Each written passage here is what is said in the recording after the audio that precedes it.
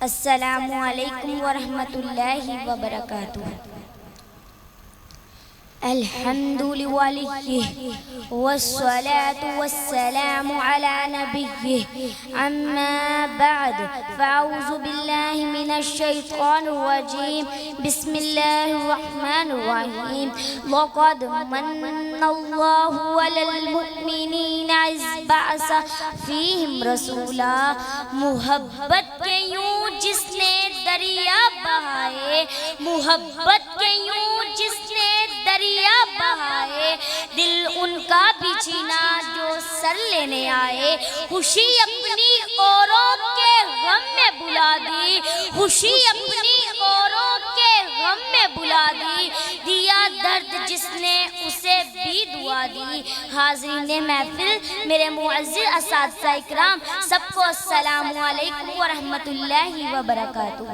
صدر ذوقار، مجھے آج جس موضوع کو الفاظ کے گلدستے میں سجانا ہے وہ ہے حضور نبی کریم صلی اللہ علیہ وآلہ وسلم امن و سلامتی کے علم بردار جناب والا۔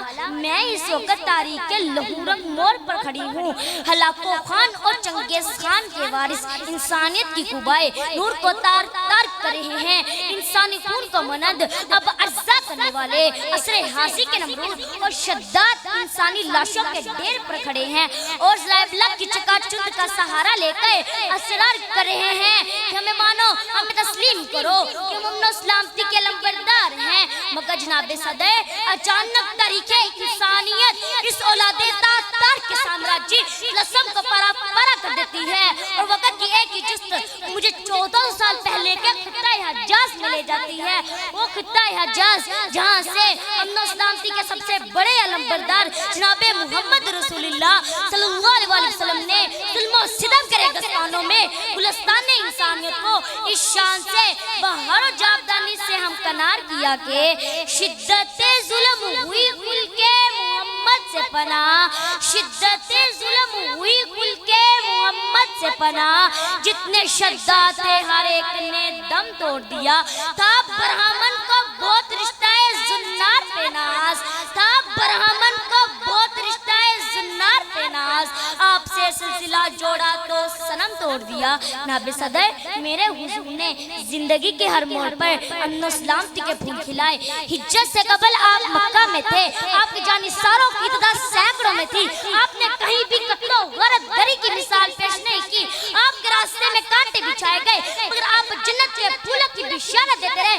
آپ کے چہرے یاسین پر غلامت پھینکی گئی مگر آپ دشمنوں کی آنکھوں میں دعا کرتے رہے۔ آپ پر پتھروں کی بارش کی گئی لیکن آپ کے لب گناہ گاروں کے لیے دعاؤں کے جواہر اٹھاتے رہے۔ تو پھر میں کیوں نہ کہوں، تو پھر میں کیوں نہ کہوں، وہ ایک امی کے ہر دانش کو ٹھکراتا ہوا آیا، وہ ایک امی کے ہر دانش کو ٹھکراتا ہوا آیا، وہ ایک دامان نے بخشش پھول برساتا ہوا آیا، وہ ایک نرمی کے سنگ و خشت سینے میں جا اتری، وہ ایک نرمی کے سنگ و خشت سینے میں جا اتری، وہ ایک شیشہ کے ہر پتھر سے ٹکراتا ہوا آیا۔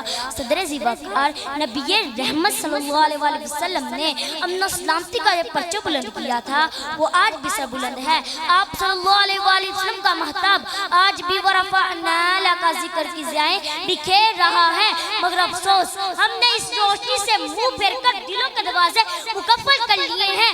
زمین کے سوتے خشک اور دلوں کے گلشن بنجر ہو چکے ہیں۔ ہماری سجدہگاہیں ہمارے خون سے سرخ ہو رہی ہیں۔ اس کا سبب یہ ہے کہ نبی رحمت سے محبت کے دعوے دار ہیں اور ہمارے ہاتھوں سے قبائے امن و سلامتی چاک ہو رہی ہے۔ ہم تو ہدایت رسالت کے وارث کہلاتے ہیں، ہمارے آستینوں میں فرقہ واریت کے خنجر بھی پوشیدہ ہیں۔ تو پھر میں کیوں نہ کہوں، تو پھر میں کیوں نہ کہوں، نفرتوں کی آگ کو جس نے محبت سے بجھا دیا، نفرتوں کی آگ کو جس نے محبت سے بجھا دیا، وہ محمد مصطفیٰ نے ہر دل کو ملا دیا۔